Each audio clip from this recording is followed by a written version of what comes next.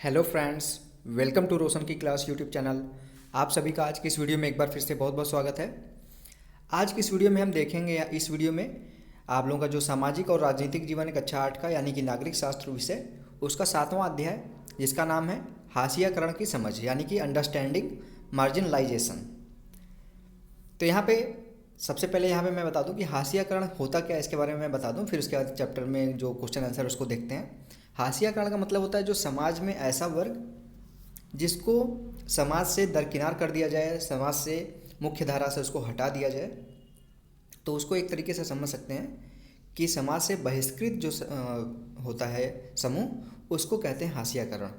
ठीक है, तो इसके बारे में समझ गए होंगे। अब चलते हैं यहाँ पे हम प्रश्न उत्तर के ऊपर। यहाँ पे मैं आज की इस वीडियो में पूरा चैप्टर का जो भी प्रश्न अभ्यास के प्रश्न होंगे जो आपके उत्तर पुस्तिका में एनसीईआरटी की जो बुक है उसके जो अभ्यास के प्रश्न हैं और साथ ही में जो आपके पाठ में आए हुए प्रश्न हैं वो सारे के सारे यहाँ पे आज की वीडियो में डिस्कस करेंगे।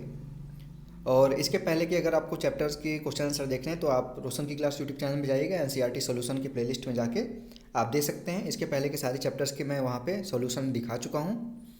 आज की इस वीडियो में हम देखेंगे हाशियाकरण की समझ के ऊपर जो प्रश्न उत्तर उसके बारे में। तो यहाँ पे देखिए, सबसे पहला प्रश्न है, कम से कम 3 कारण बताइए कि विभिन्न समूह हाशिए पर क्यों चले जाते हैं। तो यहाँ पे आपको बताना है कि हाशिए पर जो समूह है, जो कोई भी समूह है जो हाशिए पे जाता है उसके कारण बताने हैं आपको कि 3 कारण क्या क्या हैं। तो यहाँ पे देखिए, पहला कारण है जिनकी भाषा, रीति रिवाज और धर्म अलग होते हैं, ऐसे समुदाय स्वयं को हाशिए पर महसूस करते हैं। दूसरा है, ये समुदाय अपने अधिकारों के लिए आवाज़ नहीं उठा पाते और आर्थिक रूप से पिछड़ते जाते हैं। और तीसरा पॉइंट है, सांस्कृतिक और आर्थिक रूप से बहुसंख्यक समुदाय से कमज़ोर तथा संख्या में कम होते हैं, जो कि हाशियाकरण पर जाने के लिए मुख्य कारण हैं ये 3। दूसरे प्रश्न की तरफ बढ़ते हैं। दूसरा प्रश्न देखने से पहले मैं आप लोगों से बस एक छोटी सी रिक्वेस्ट करूंगा कि वीडियो पूरी देखिएगा। आप लोगों को अगर इस चैप्टर का सॉल्यूशन चाहिए, यहाँ पे मैंने डिटेल सॉल्यूशन बताया है, तो पूरी वीडियो देखिएगा। और अगर अच्छी लगती है वीडियो तो लाइक कर दीजिएगा।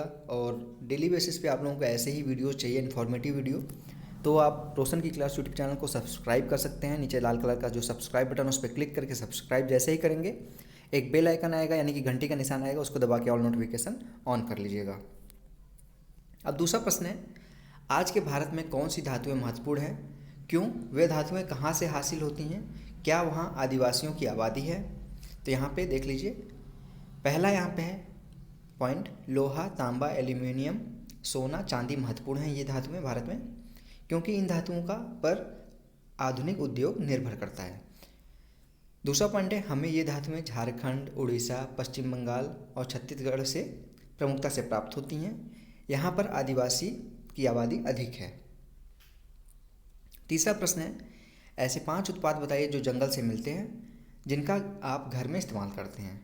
तो यहाँ पे 5 आपको वस्तुएं बतानी हैं, उत्पाद बताने हैं, जिसमें देख लीजिए, जलाऊ लकड़ी, इमारती लकड़ी, लाख, गोंद, फल, जड़ी बूटियाँ जो आपको जंगलों से प्राप्त होती हैं।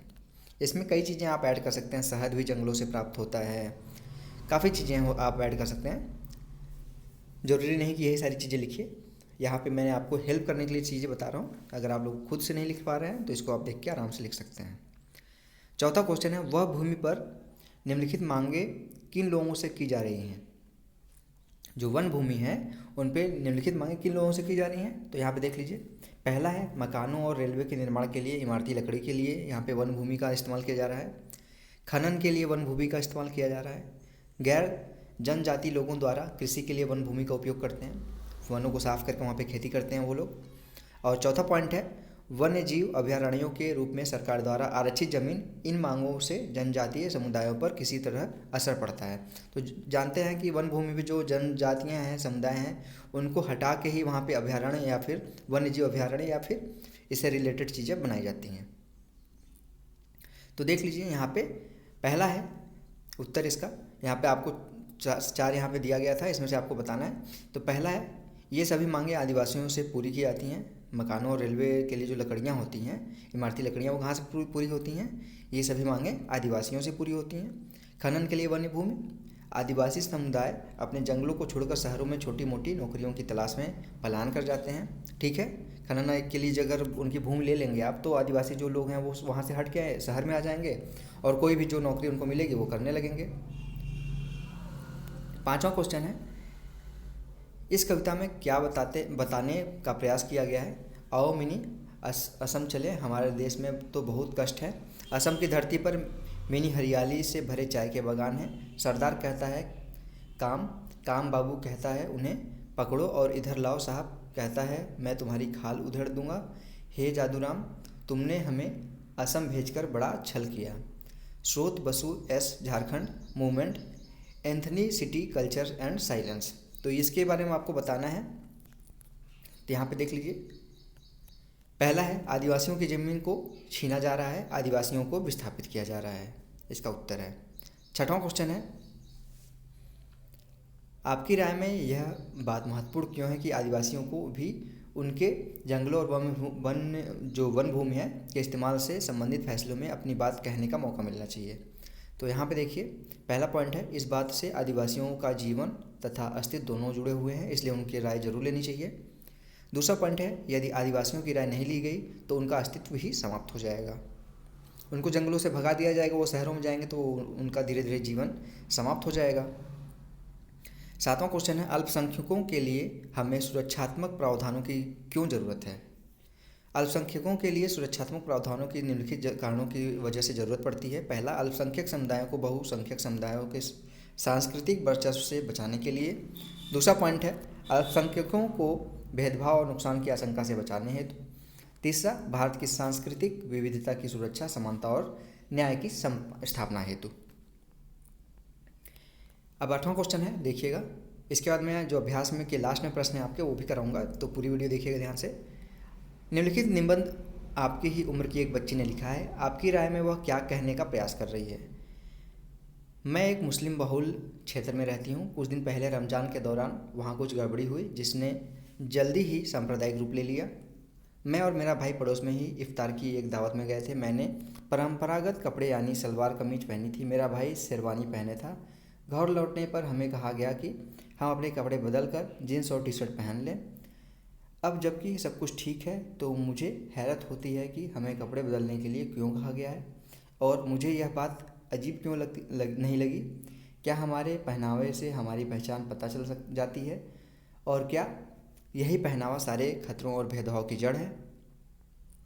उत्तर देखिए, यह बच्ची इस बात को कहने का प्रयास कर रही है कि किसी व्यक्ति का या समुदाय की पहचान वेशभूषा के आधार पर नहीं बल्कि मानवता के आधार पर किया जाना चाहिए। यहाँ पे आपके जो पाठ में 3 क्वेश्चन और है उसको भी करा देते हैं, फिर अभ्यास क्वेश्चन पे चलेंगे। दादू को उड़ीसा का अपना गांव क्यों छोड़ना पड़ा। तो गांव छोड़ने का कारण यहाँ पे देख लीजिए, आप चैप्टर पढ़े होंगे तो आपको याद पता होगा।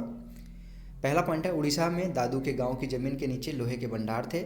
दूसरा, वन विभाग के अफसरों ने गांव वालों से ज़मीन बेचने के लिए कहा और बहुत से लोगों ने अपनी ज़मीन बेच दी।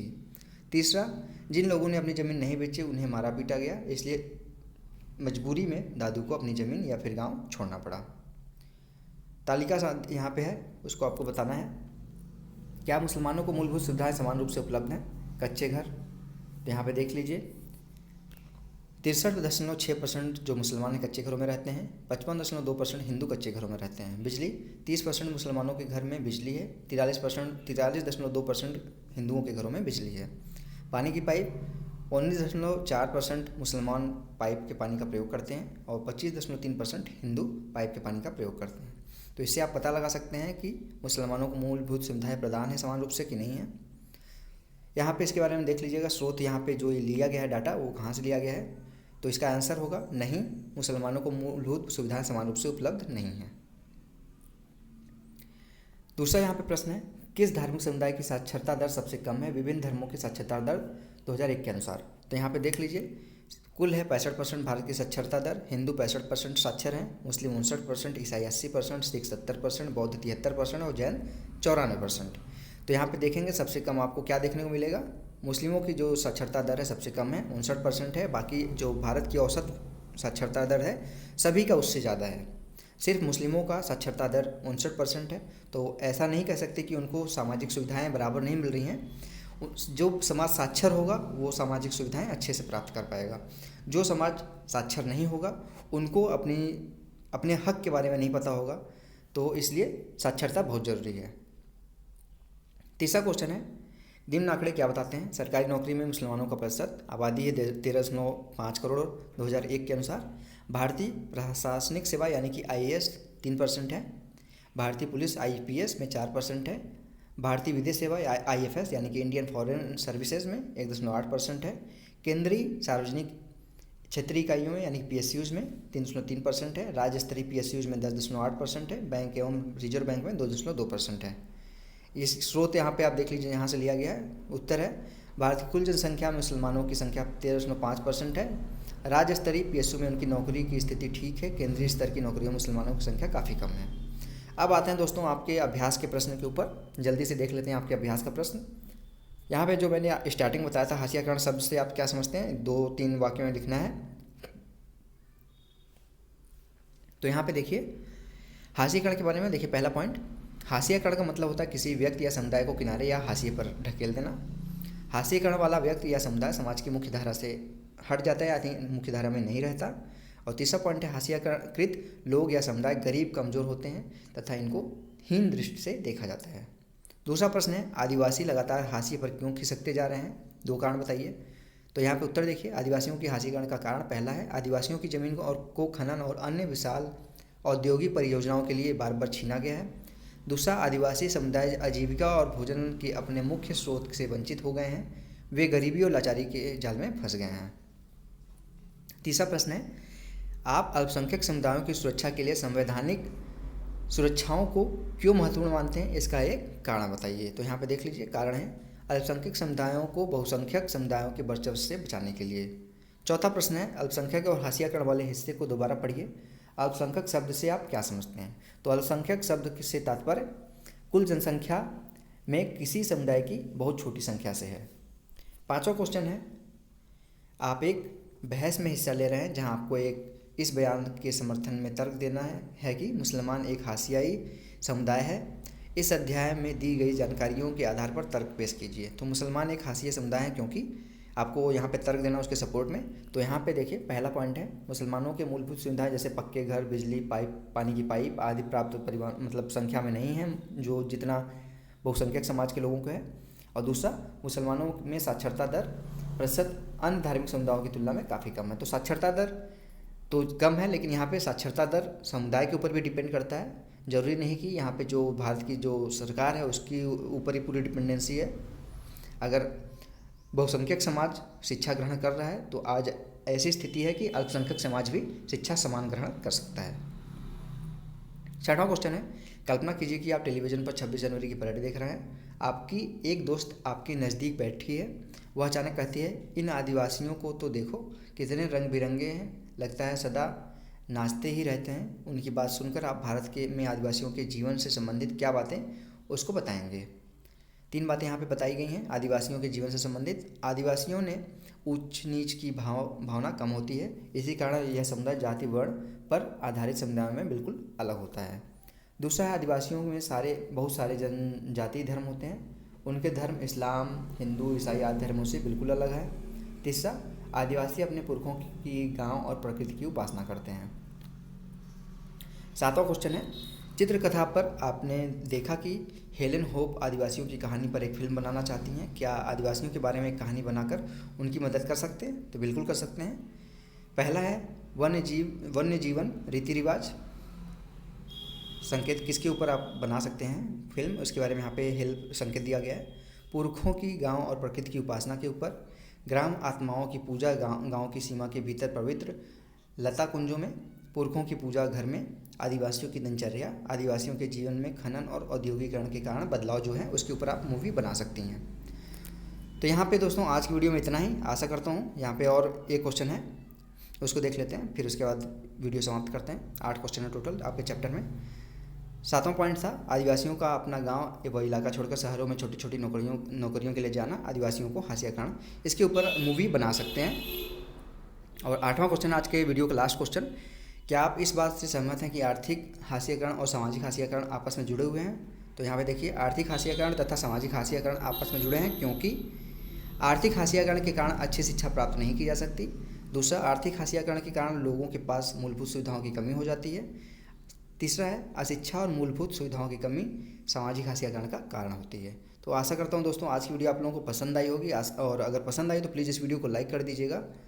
और रेगुलर बेसिस पे अगर आप लोगों को इसके अलावा किसी भी एनसीईआरटी के किसी भी सब्जेक्ट के किसी भी क्लास के किसी भी सब्जेक्ट का आपको सॉल्यूशन चाहिए तो आप मुझे बताइएगा। अगर आपको कोई चैप्टर पढ़ना है तो वो भी आप बताइएगा, मैं 1 से 2 दिन के अंदर आपको वो चैप्टर पढ़ा दूंगा।